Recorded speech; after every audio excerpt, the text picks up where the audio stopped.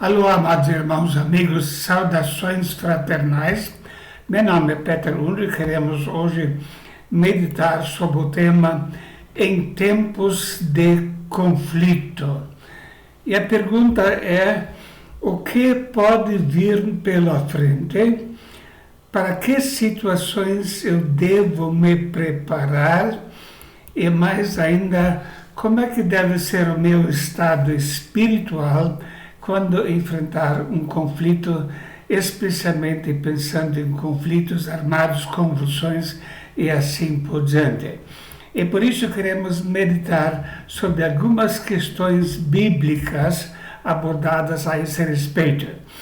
Em primeiro lugar, sempre quando se instala um regime totalitário, a verdade é sufocada. A Bíblia já fala sobre isso em Isaías 59, 14 e 15, porque o direito se tornou atrás e a injustiça se pôs de longe, porque a verdade anda tropeçando pelas ruas e a equidade não pode entrar. Sim, a verdade desfalece e quem se desvia do mal arrisca-se a ser despojado. E o Senhor viu e pareceu mal aos seus olhos que não houvesse justiça. Veja aqui algumas expressões que parecem muito tiradas da atualidade. Pessoas estão sendo despojadas, estão perdendo o seu direito sobre recompensa financeira por postarem vídeos que realmente são bíblicos, que são conservadores, e a Bíblia mostra que isso vai acontecer e já aconteceu em outras épocas e outras situações da sociedade. Estamos vivendo numa época em que a mídia está cada vez mais controlada e cada vez mais mentirosa. Os fatos são apresentados de uma forma distorcida e a verdade está desfalecendo. Um candidato disse: se eu voltar, eu também vou regular os meios de comunicação nesse país. Então já é o plano de antemão de regulamentar o que pode ser dito e o que não pode ser dito. E o mais impressionante é que qualquer pessoa que se opõe a esse controle é visto como antidemocrático. A palavra democracia perdeu totalmente o seu sentido original. Notícias Gospel publicou: cristãos e conservadores são alvo de censura do Google, Facebook e Twitter. E não somente nessas agências de divulgação, mas em outras também. Há 89 anos, a União Soviética proibia a venda e circulação da Bíblia. O cidadão que fosse visto lendo, transportando ou transferindo o livro para outra pessoa poderia passar até 7 anos na cadeia. A Bíblia é o primeiro livro atacado porque ela é a verdade e as pessoas não querem que a verdade seja conhecida, por isso é proibido ter a Bíblia então.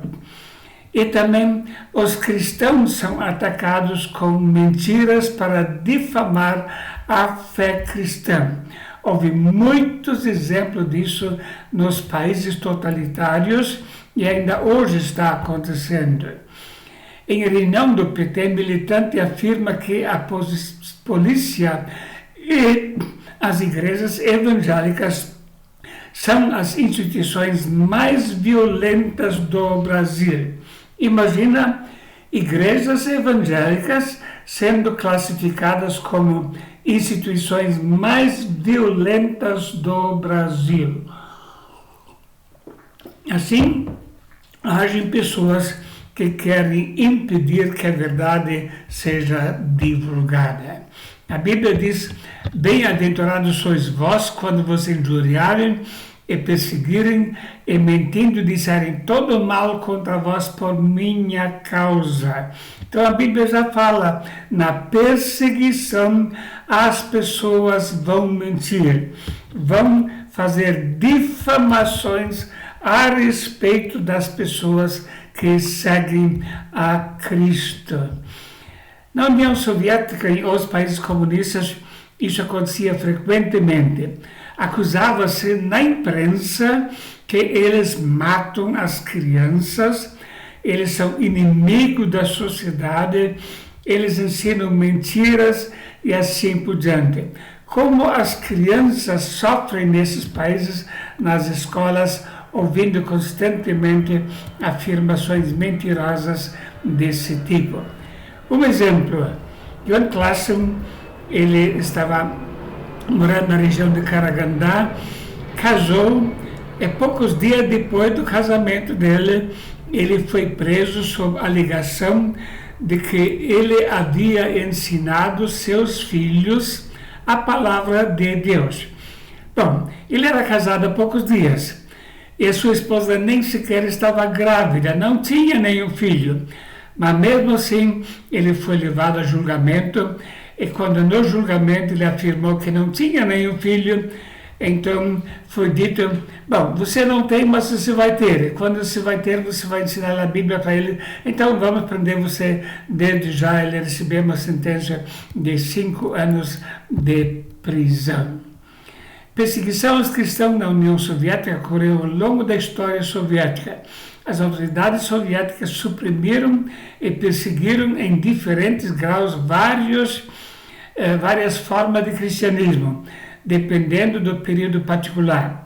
A política marxista-leninista soviética defendia consistentemente o controle, a supressão e eliminação de crenças religiosas, encorajou ativamente o ateísmo durante a existência da União Soviética. Houve outras maneiras de difamar pessoas. Por exemplo, um cristão estava preso num campo de concentração. Então, o Nachalnik, o guarda, ele disse, você está livre, pode ir embora. Então, ele se afastava do campo de concentração, e daí eles soltavam cachorros atrás, que os matavam, e daí publicavam na notícia, ele tentou fugir, e por isso os policiais deixaram os cachorros atrás para prendê-lo, e ele acabou morto. Então, uma notícia falsa atrás da outra. Outro exemplo de Galina, eu estive na casa dela, ela era professora de escola dominical. No passado, eu estive lá depois que houve a abertura. Então, alguém da polícia colocou drogas na mala dela em que ia viajar. E quando então chegou, a polícia pegou a mala dela e disse que ela estava traficando drogas e foram direto no canto onde eles tinham colocado droga. Era evidente que ela nunca tinha nada com drogas, mas saiu então na imprensa soviética, os cristãos estão praticando tráfico de drogas e por isso precisam ir para a cadeia. Ou um outro método. A igreja sabia, se alguém fizer acordo com a polícia para abandonar a fé, então não vai ser preso.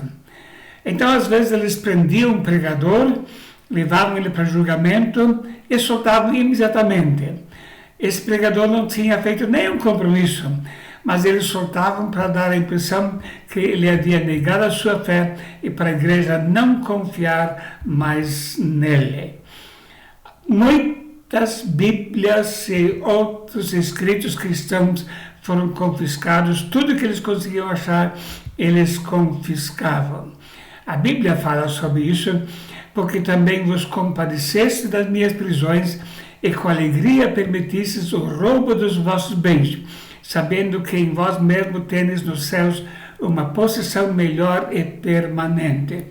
Os cristãos precisavam constantemente ter um lugar onde esconder a Bíblia para ter para a sua leitura. Muitas igrejas, a igreja inteira só possuía uma Bíblia, ela precisava ser constantemente escondida para que ninguém a achasse. E, frequentemente, havia ordens de busca e apreensão nas famílias cristãs e procuravam, então, por literatura, inários, assim por diante, e a pessoa, então, quando eles descobriam, perdia todos os seus bens e o dono da casa, em geral, era preso ainda. Aconteceu que um certo menino estava brincando com a lição que recebeu no acampamento, a polícia entrou, confiscou e ele, o homem, foi preso e pouco tempo depois, então, a polícia perguntou para os meninos: vocês têm comida? Temos sim. Mas como é que a sua mãe ganha comida? Ela está costurando roupa para outros. Então iam lá e confiscavam as máquinas de costura. Quantas vezes isso aconteceu porque queriam fazer a família padecer fome nessa situação tão difícil. Mas a Bíblia diz: alegrai-vos diante dessa situação. Mateus capítulo 5, alegrai-vos e exultai, porque é grande o vosso galardão no céu. Em Hebreus nós lemos: com alegria aceitastes o espólio dos vossos bens. Um outro fato que é importante lembrar em tempo de perseguição é aprender a guardar silêncio. Não passar informações que de qualquer forma possa pôr em risco o trabalho que está sendo feito. A Bíblia diz: portanto, o que for prudente guardará silêncio naquele tempo, porque o tempo será mau. Sempre haverá pessoas tentando descobrir os planos das igrejas para então surpreendê-los e prender os responsáveis.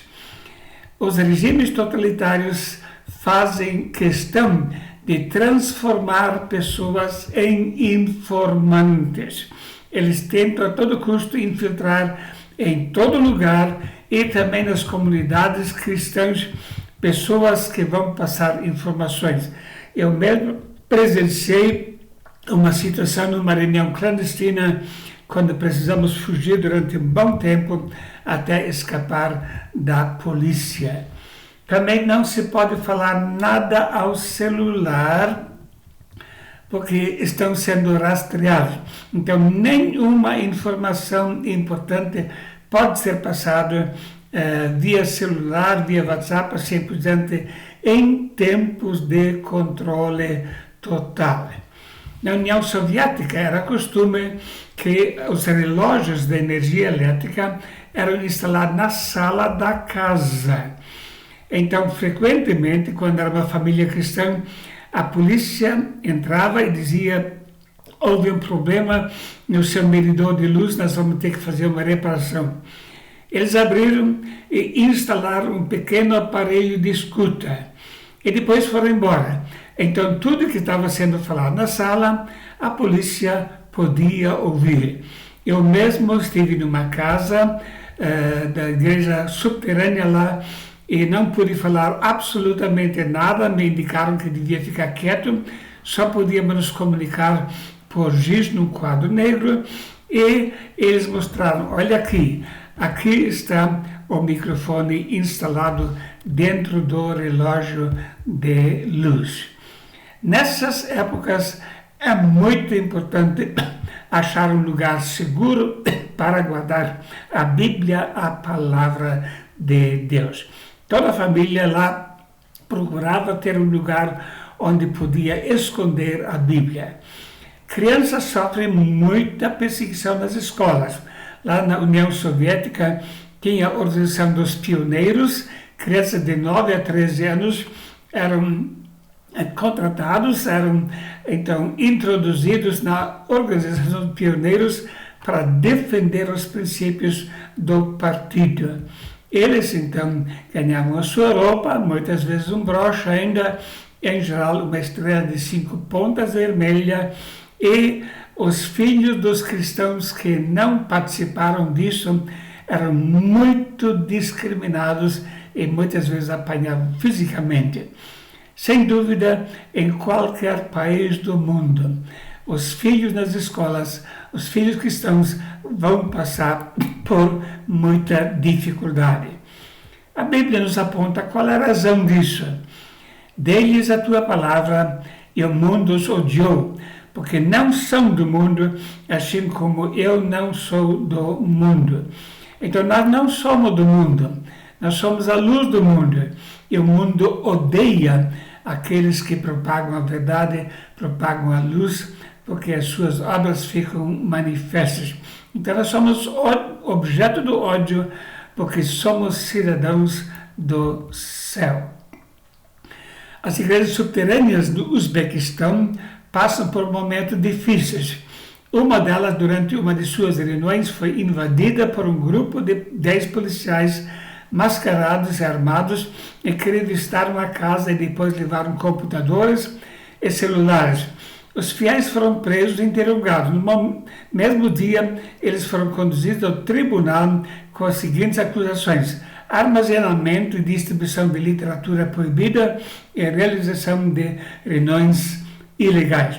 Essa literatura proibida eram as Bíblias. As reuniões ilegais eram as reuniões da igreja subterrânea que precisava de alguma forma se reunir em algum lugar secreto para praticar a comunhão, a adoração e ouvir a palavra de Deus.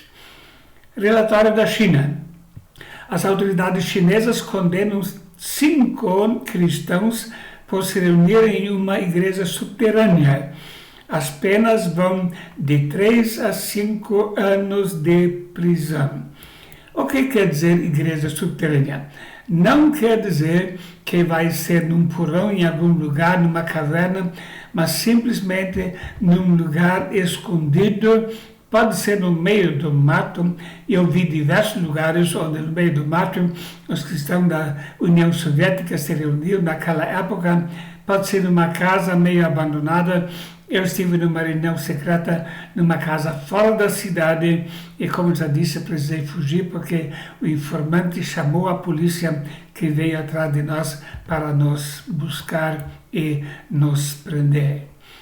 A Bíblia coloca a perseguição como um direito concedido por Deus, porque a vós foi concedido em relação a Cristo não somente crer nele, como também padecer por ele, tendo o mesmo combate que já em mim tendes visto e agora ouvis e estáis em mim. Então ele não coloca a perseguição como uma punição, mas como um privilégio, como um direito concedido por Deus.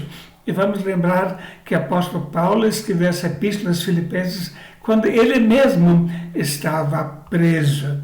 Então, é um privilégio poder sofrer por Cristo, embora não devemos procurar ser perseguidos. Devemos lembrar que não vamos vencer por força própria. Ora, aquele que é poderoso para vos guardar e de tropeçar e apresentar-vos irrepreensíveis com alegria perante sua glória, ao único Deus, sábio, Salvador nosso, seja glória, majestade, domínio e poder agora e para todo o sempre. Então, aquele que é poderoso para nos guardar é Deus. Ele que vai nos fazer passar pelos tempos difíceis e não devemos pensar jamais que nós somos fortes. E nunca devemos ter o propósito de provocar uma perseguição. Se Deus vai dirigir que aconteça, vamos aceitar pela graça de Deus, mas nunca devemos pensar, eu vou me tornar um herói se vou ser perseguido e provocar. Isso é completamente errado. Para ser vitorioso, é necessário a pessoa ter um valor maior do que os bens deste mundo. Lemos sobre os perseguidos em Hebreus capítulo 11. Mas agora desejo uma melhor, uma pátria melhor, isto é, a celestial. Por isso também Deus não se envergonha deles de chamar seu Deus, porque já lhes preparou uma cidade. Então, o tempo de perseguição faz com que os cristãos vão perceber, eu não sou deste mundo. A minha pátria é a pátria celestial. E muitas vezes a perseguição ajuda o cristão a valorizar mais a sua pátria verdadeira, a sua pátria celestial. Não devemos ter medo. E não temais os que matam o corpo e não podem matar a alma. Temei antes aquele que pode fazer perecer no inferno a alma e o corpo. Não se vendem 2 passarinhos por um cetil, e nem um deles cairá em terra sem a vontade de vosso Pai. E até mesmo os cabelos da vossa cabeça estão todos contados. Então, devemos, antes de temer os perseguidores, ter o temor de Deus e saber que aqueles que não têm a Cristo vão para o fogo eterno. Não temer os que matam o corpo, e Ele cuida até dos nossos cabelos. Não fique com ódio ou amargura. Bem-aventurados que sofrem perseguição por causa da justiça, porque deles é o reino dos céus. Bem-aventurados sois vós quando se injuriarem e perseguirem, e mentindo disserem todo mal contra vós por minha causa.